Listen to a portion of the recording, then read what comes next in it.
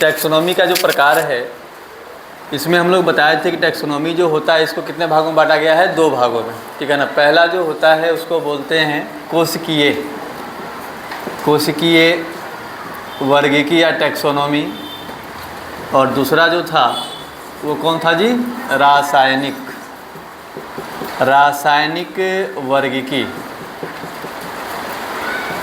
हाँ, वर्गीकी 2 प्रकार के, कोशिकीय और रासायनिक।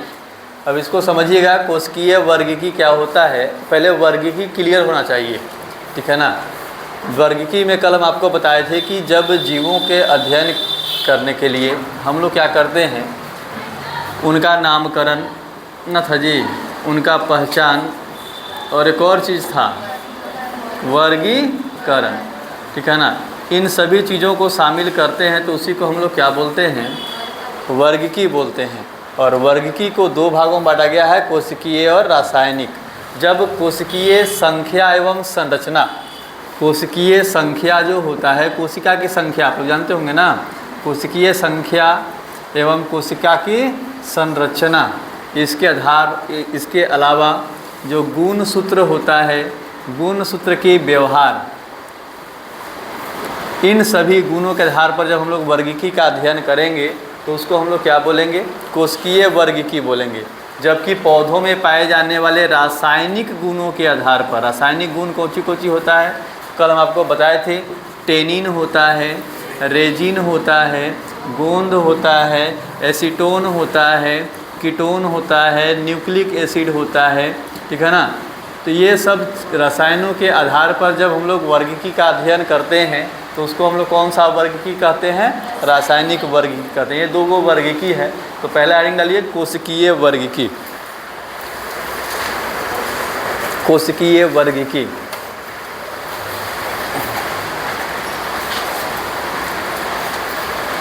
साइटोटैक्सोनॉमी, इसका अंग्रेजी होता है साइटोटैक्सोनॉमी, साइटोटैक्सोनॉमी।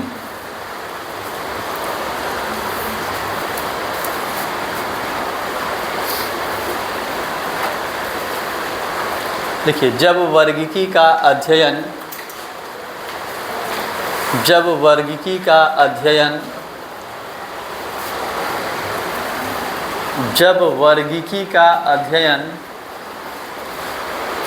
कोशिकाओं की संख्या, जब वर्गीकी का अध्ययन कोशिकाओं की संख्या या संरचना,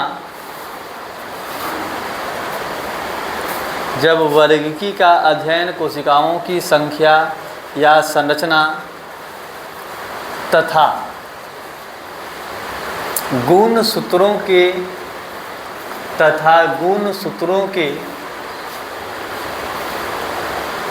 व्यवहार, गुणसूत्रों के व्यवहार के आधार पर, गुणसूत्रों के व्यवहार के आधार पर किया जाता है, गुणसूत्रों के व्यवहार के आधार पर किया जाता है, तो उसे कोशिकीय वर्गीकी कहते हैं, तो उसे कोशिकीय वर्गीकी कहते हैं।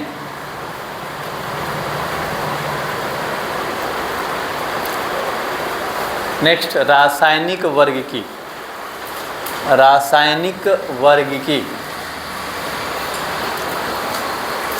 रासायनिक वर्गीकी।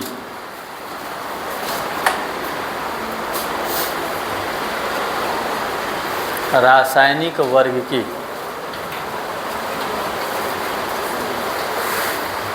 वैसे ही चलेगा, उसमें केवल क्या कर देना है, रासायनिक गुण। लिखिए, जब वर्गीकी का अध्ययन, जब वर्गीकी का अध्ययन पादपों में पाए जाने वाले, जब वर्गीकी का अध्ययन पादपों में पाए जाने वाले रासायनिक गुणों के आधार पर, जब वर्गीकी का अध्ययन पादपों में पाए जाने वाले रासायनिक गुणों के आधार पर किया जाता है,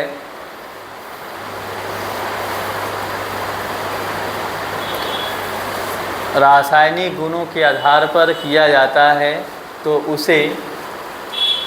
उसे रासायनिक वर्गीकरण कहते हैं। तो उसे रासायनिक वर्गीकरण कहते हैं। लिख लिए, जैसे tannin, resin, acetone, nucleic acid. जैसे टेनिन, रेजिन, एसीटोन। जैसे tannin, resin, acetone, nucleic acid.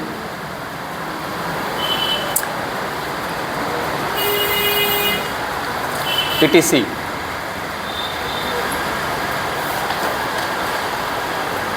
हो गया।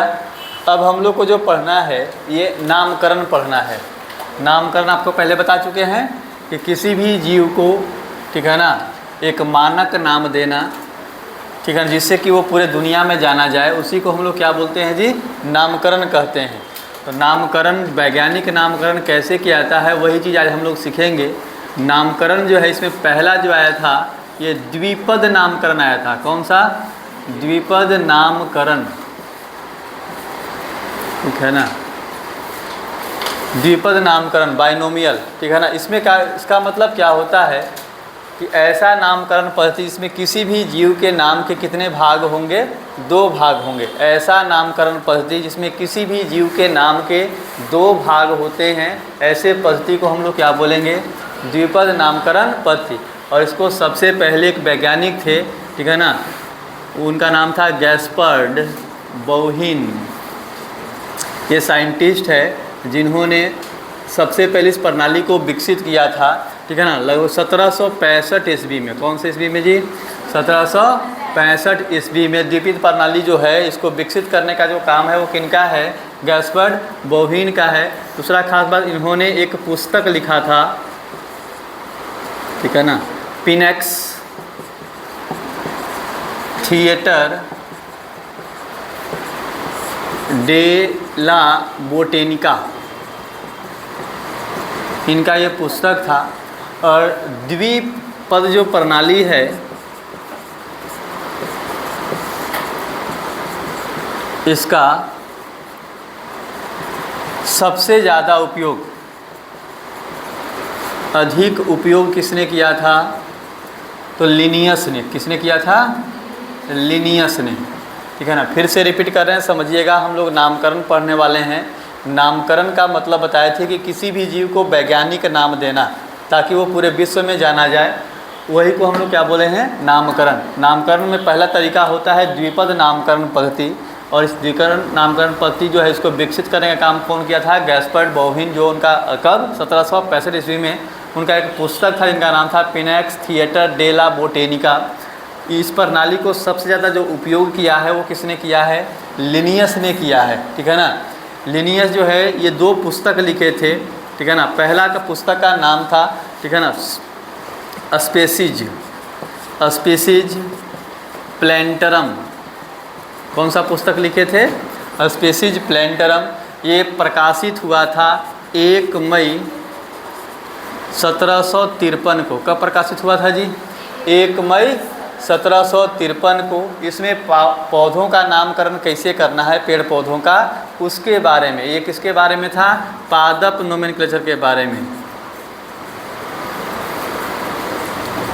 नामकरण, पादपों का नामकरण, ठीक है ना, के बारे में ये किताब लिखा हुआ था। और पादपों का नाम जो है वो वैलिड नाम कब माना गया?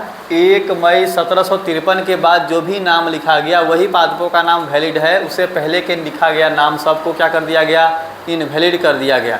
इसी प्रकार से उन्होंने एक और पुस्तक लिखा था जिसका नाम था सिस्टमा नेचर।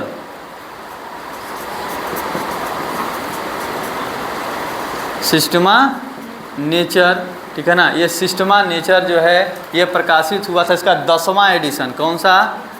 10th एडिशन जो था इसका, वो कब प्रकाशित हुआ था? 1 अगस्त 1758 को। और इसमें उन्होंने किसका नामकरण किया था? जंतु का नामकरण। किसका? तो अगर आपसे पूछेगा कि जंतुओं का नाम कब से वैलिड माना गया, तो 1 अगस्त 1758 के बाद से जो भी जंतुओं का नाम था उसी को वैलिड माना गया। उससे पहले जंतुओं के नाम को सबको क्या कर दिया गया, इनवैलिड। ठीक है ना, फिर से रिपीट कर रहे हैं, हम लोग नामकरण पढ़ रहे हैं। नामकरण में सबसे पहला पद्धति आता है द्विपद नामकरण पद्धति। इस पद्धति के अनुसार किसी भी जीव के नाम के कितने भाग होंगे, 2 भाग होंगे। इसको विकसित करने का काम कौन किया था, गैस्पर्ड बाउहिन ने 1765 ईस्वी में। इसके अलावा इन्होंने एक पुस्तक भी लिखा था, पिनेक्स थिएटर डेला बोटेनिका। इसके अलावा द्विपद नामकरण पद्धति जो है इसका सबसे ज़्यादा उपयोग किसने किया था, तो लिनियस ने। इन्होंने 2 पुस्तक लिखा था यहाँ पर, स्पेसीज प्लेंटरम और सिस्टमा नेचर। यही पुस्तक आपके एनसीईआरटी में भी दिया हुआ है, एग्जाम में भी पूछेगा, यही दोनों पूछेगा। ठीक है ना। तो सिस्टमा नेचर में किसका नामकरण किया था, पेड़ पौधों का नामकरण किया गया था। और ये प्रकाशित कब हुआ था, 1 मई 1753 को। ठीक है ना। तो 1 मई 1753 से पहले पेड़ पौधों का जो भी नाम था वो सब क्या हो गया, रिजेक्ट हो गया। ठीक है ना। और 1 मई 1753 के बाद जो भी नाम था वो सब वैलिड था। इसके अलावा सिस्टमा नेचर में उन्होंने किसका नामकरण किया था जी, जंतु का नामकरण किया था। और इसका 10वां कब संस्करण जो है वो कब प्रकाशित हुआ था, 1 अगस्त 1758। अर्थात जंतुओं का नाम वैलिड कब से हुआ, 1 अगस्त 1758 या उसके बाद। उससे पहले वाला जो भी जंतुओं का नाम था वो सब के सब क्या कर दिया गया, रिजेक्ट कर दिया गया। तो हेडिंग डालिए नामकरण, उसमें पहला द्विपद नामकरण।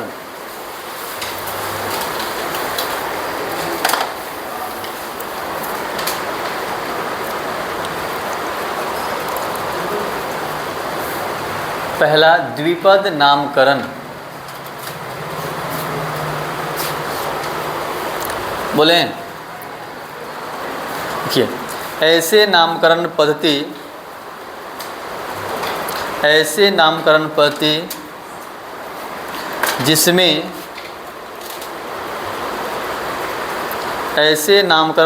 जिसमें किसी भी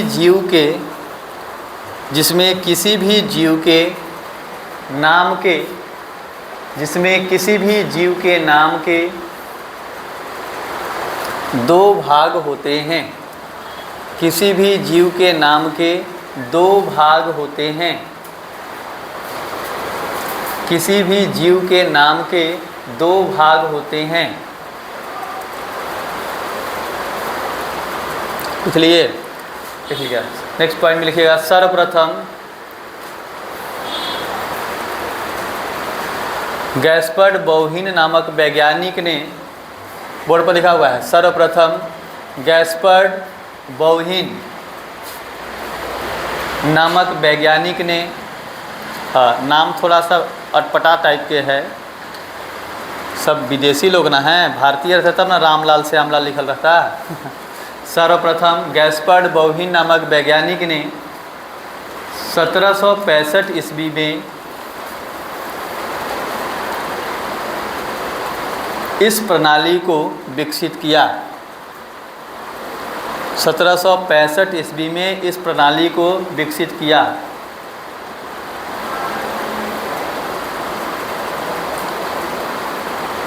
लिख लिए। नेक्स्ट पॉइंट लिखिएगा, इनकी पुस्तक का नाम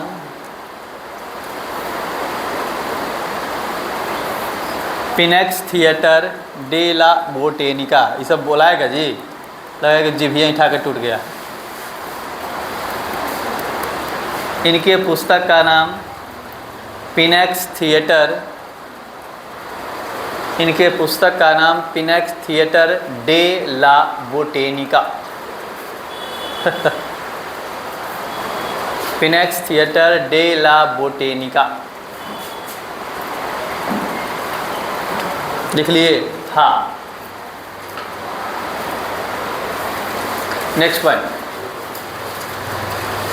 द्विपद प्रणाली का सबसे ज़्यादा उपयोग द्विपद प्रणाली का सबसे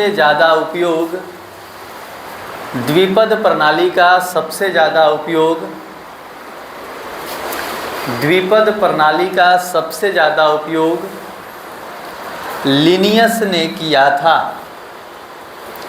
द्विपद प्रणाली का सबसे ज़्यादा उपयोग लिनियस ने किया था।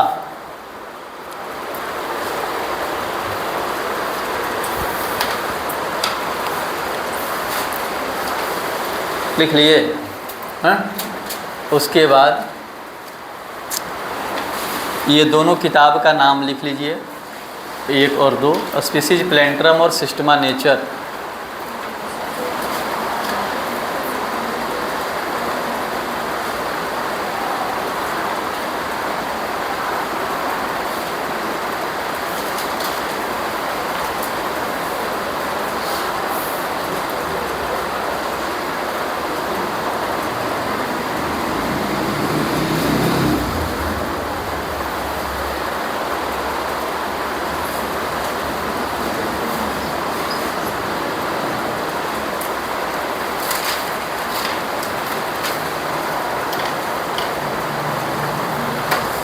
हो गया?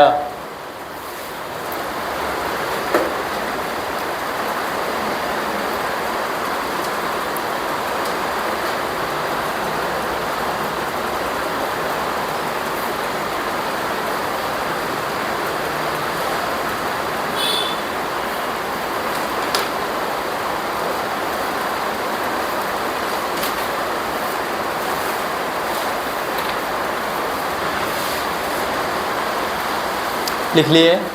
चलिए इसी में लिखिएगा नीचे से।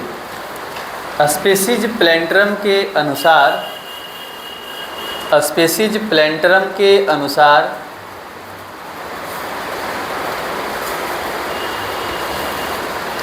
1 मई 1753 से पहले, स्पीसीज प्लैंटरम के अनुसार 1 मई 1753 से पहले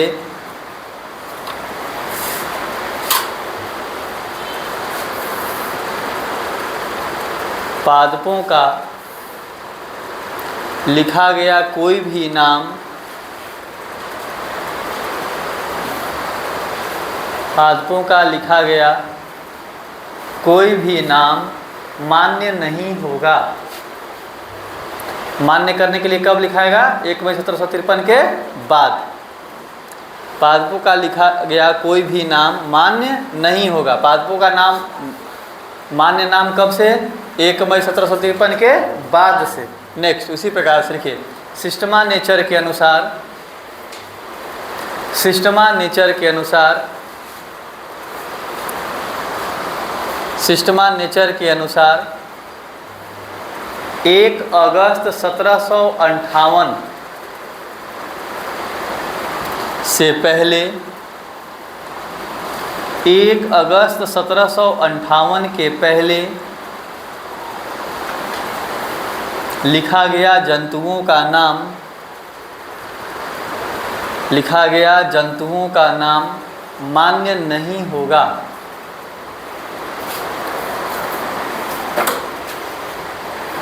मान्य नहीं होगा।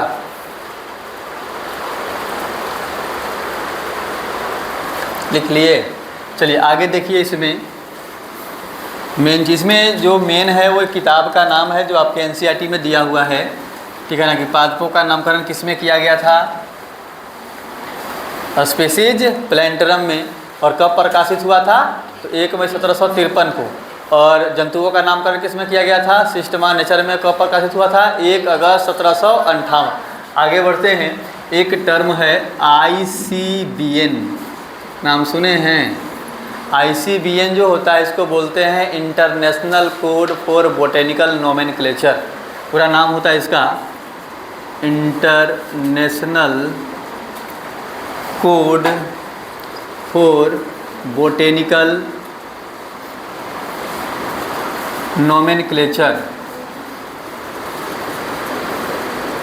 ये होता क्या है इसको समझिएगा। पादपों के नामकरण से संबंधित नियमों का संग्रह। पादपों का नामकरण कैसे करना है उसका नियम का एक किताब है, ठीक है ना। और उस नियम के किताब को ही क्या कहा गया है? ICBN। पेड़ पौधों का नाम कैसे लिखना है, वैज्ञानिक नाम, इसको लेकर के नियम बनाया गया। और उस नियमों का जो एक किताब है उस किताब को ही क्या कहा गया जी? ICBN कहा गया। यह लागू कब हुआ था? यह 1961 में लागू हुआ था। कब लागू हुआ? 1961 में, माने 1961 में इसको पहली बार एक्सेप्ट किया गया था कि इसको ICBN को, इसी प्रकार से आता है ICZN, नाम सुने होंगे, हाँ हमने सब पहले सुनेंगे ICZN जो होता है इसका नाम होता है इंटरनेशनल कोड फॉर कोची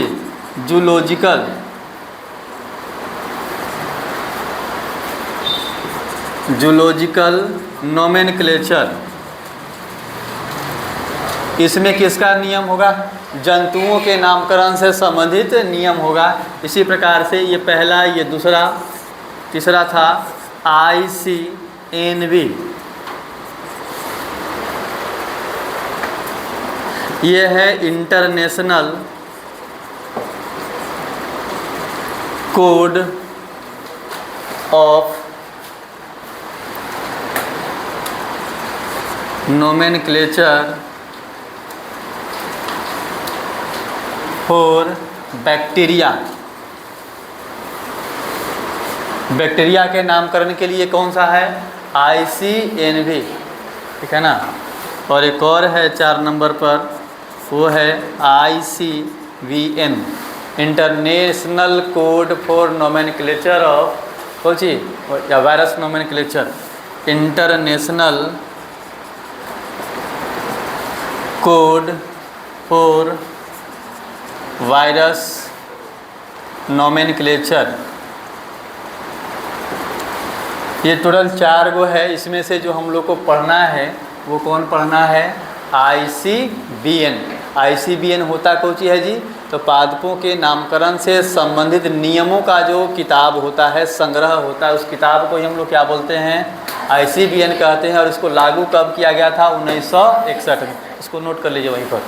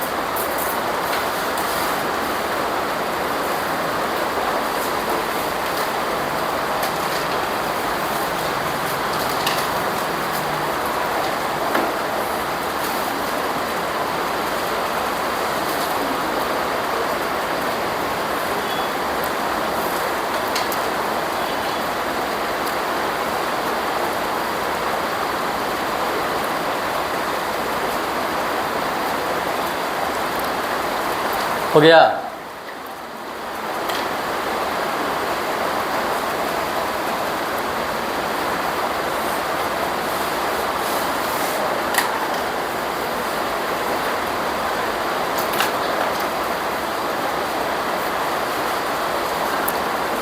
कहीं कहीं पर ऑफ भी लिखा हुआ रहता है, तो ज़्यादा टेंशन लेने की ज़रूरत नहीं है, ठीक है ना। फुल फॉर्म बहुत कम पूछता है। इंटरनेशनल कोड ऑफ लिखा हुआ रहेगा, botanical nomenclature, international code of zoological nomenclature, ठीक है ना। लेकिन जानना चाहिए फुल फॉर्म। इसको एक्सेप्ट कब किया गया था ये इम्पोर्टेंट है, 1961 में।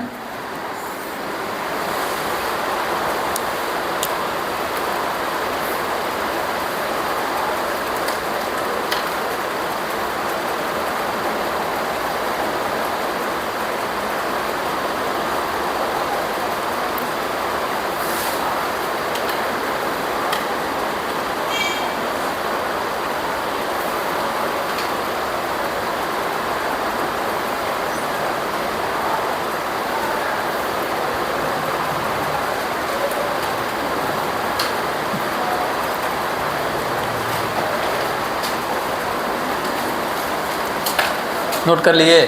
चलिए आगे बढ़ते हैं। हेडिंग डालिएगा ICBN के नियम।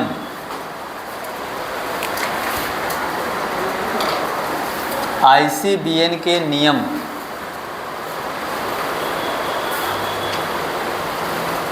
ICBN के नियम।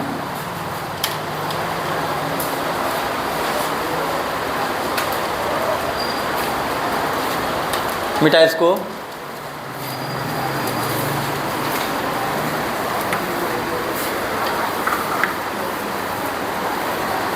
ICBN के नियम, एक तरह से वैज्ञानिक नाम कैसे लिखा जाता है उसके भी नियम यही हैं, ठीक है ना। पहला नाम आपको बताए थे, पहला नियम यही होता है कि किसी भी नाम के कितने भाग होंगे, 2 भाग होंगे। वैज्ञानिक नाम में किसी भी नाम के कितने भाग, नाम के 2 भाग होंगे। जैसे आपको एग्जाम्पल बताए थे मैंगीफेरा इंडिका, मैंगीफेरा इंडिका, ये एक वैज्ञानिक नाम है। किसका वैज्ञानिक नाम है जी? आम का। ठीक, अब इसके एक भाग ये है और एक भाग ये है, ठीक है ना, 2 भाग हो गया। तो पहला नियम यही कहता है ICBN का कि द्विपद प्रणाली के अंतर्गत किसी भी जीव के नाम के कितने भाग होंगे, 2 भाग होंगे। ये पहला भाग जो होगा ये उसके वंश के बारे में बताएगा। किसके बारे में? वंश के बारे में बताएगा। और दूसरा भाग जो होगा उसके जाति संकेत पद होता है। क्या होता है? हाँ, कौन से जाति के है, ठीक है ना। पहला नाम का पहला भाग क्या बताता है? वंश। और दूसरा भाग क्या बताएगा? जाति संकेत पद, ठीक है ना। इसी प्रकार से अगर हम लोग ले लें एग्जाम्पल, सोलेनम, नाम सुने हैं? सोचिए, हैं? ये सोलेनम ट्यूबरोसम, इसमें भी नाम के कितने भाग हैं? 2 भाग। ये किसका वैज्ञानिक नाम होता है जी? आलू का। किसका होता है? आलू का होता है। अब इसमें सोलेनम जो है ये इसका कौन सा भाग बताएगा? वंश। और जो ट्यूबरोसम है ये इसका कौन सा भाग बताएगा? जाति संकेत पद। तो ध्यान रखिएगा, ठीक है ना। इसके अलावा दूसरा नाम अगर देखा जाए, दूसरा नियम इस ICBN के, तो बोला कि वैज्ञानिक नाम न तो 3 अक्षर से छोटा होना चाहिए और न ही 12 अक्षर से बड़ा। वैज्ञानिक नाम जो है वो ना तो 3 अक्षर से छोटा होगा और ना ही 12 अक्षर से बड़ा होगा, ठीक है ना। अब अगर आप इसको यहाँ से लेके यहाँ तक काउंट करिएगा तो 12 अक्षर से बड़ा हो जाएगा ना, हो जा रहा है जी।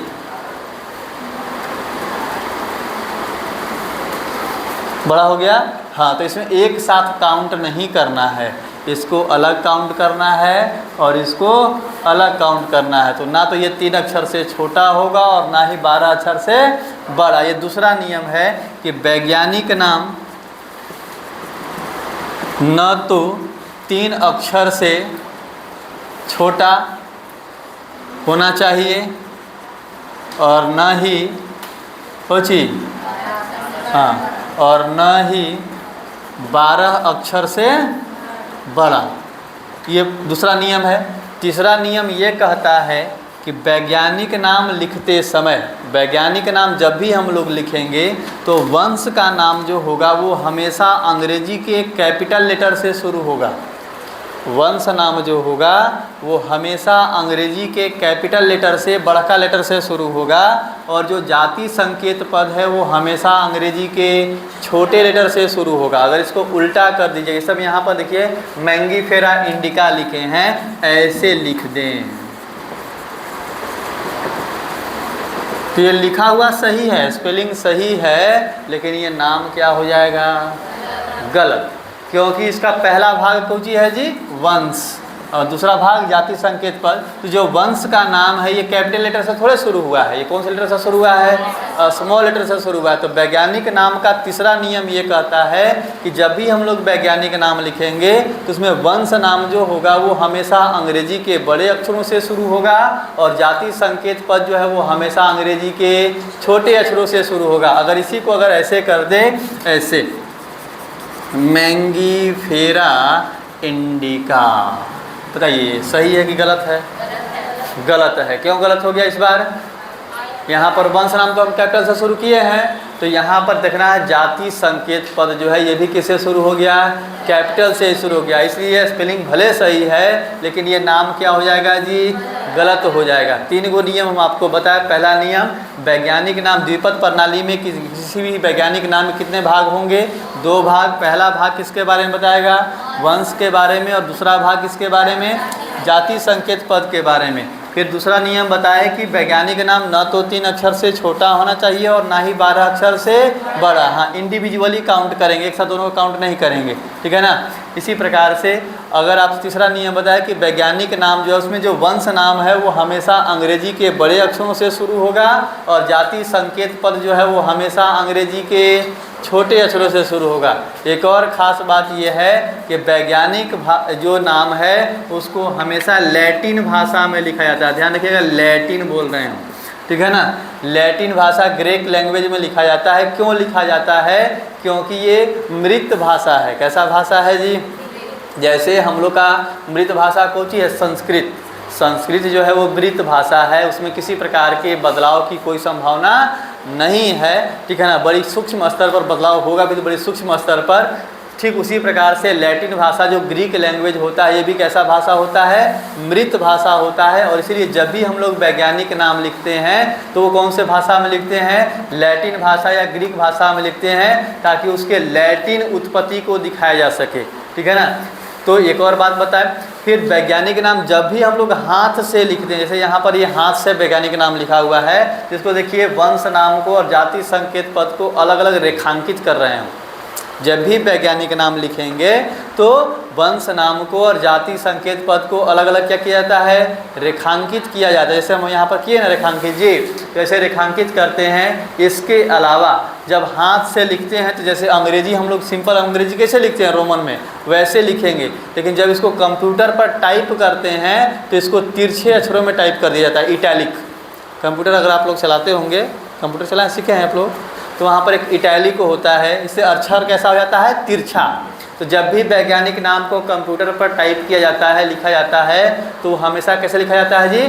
तिरछा लिखा जाता है, ठीक है ना। अब जो वैज्ञानिक नाम दिया है उस वैज्ञानिक अगर सोचे कि हमारा नाम रहना चाहिए, कोई जैसे मान लें हम किसी जीव का नाम दिए तो चाहते हैं कि हम भी प्रचलित रहें नाम के साथ, तो अगर कोई वैज्ञानिक चाहता है कि उस वैज्ञानिक नाम के साथ हमारा नाम भी लिखा हुआ रहे, तो अंत में उसका नाम किस में लिखा हुआ रहता है? शॉर्ट में लिखा हुआ मिलेगा। जैसे यहाँ पर मैंगीफेरा इंडिका है ना, अगर मान लीजिए कोई लिनियस चाहते कि हमको भी लिखल रहना चाहिए, तो यहाँ पर उनका नाम किस में लिखा हुआ? ऐसे शॉर्ट में लिखल रहेगा, ठीक है ना। ये मालूम चलेगा कि मैंगीफेरा इंडिका को कौन वैज्ञानिक लिखे हैं? लिनियस। समझ में आ रहा है? माने कोई वैज्ञानिक अगर चाहता है कि हमारा नाम भी उस पर लिखा हुआ रहे, तो वैज्ञानिक का नाम जो है वो नाम के अंत में किस में लिखा हुआ रहता है? शॉर्ट में। ये 4-5 नियम किसका है? ICBN का। तो हिंग डालिए ICBN के नियम और उसमें पहला नाम लिखिए, पहला पॉइंट।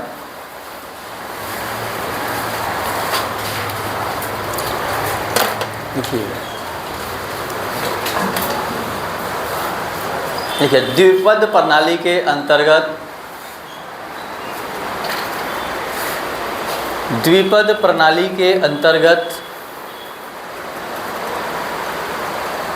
द्विपद प्रणाली के अंतर्गत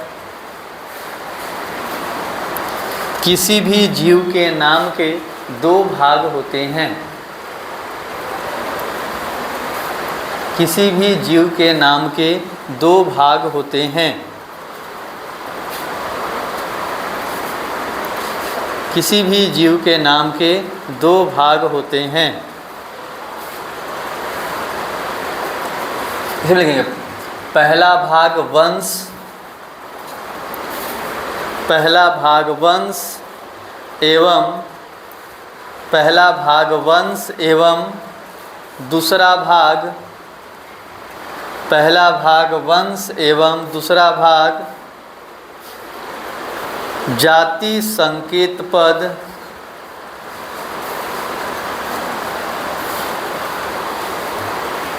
बताता है। वंश एवं दूसरा भाग जाति संकेत पद बताता है। लिख लिए, जैसे करके इन दोनों को वहीं पर लिख लीजिए, दोनों को लिख लीजिए।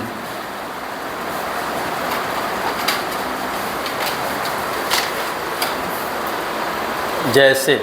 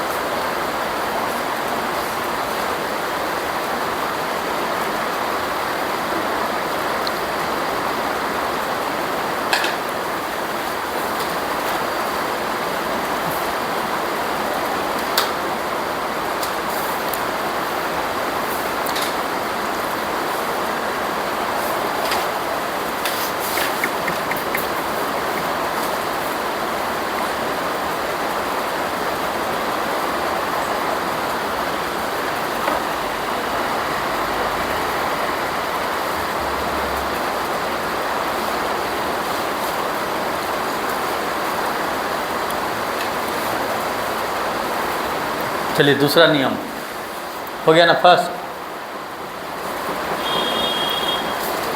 देखिए, वैज्ञानिक नाम, दूसरा नियम, वैज्ञानिक नाम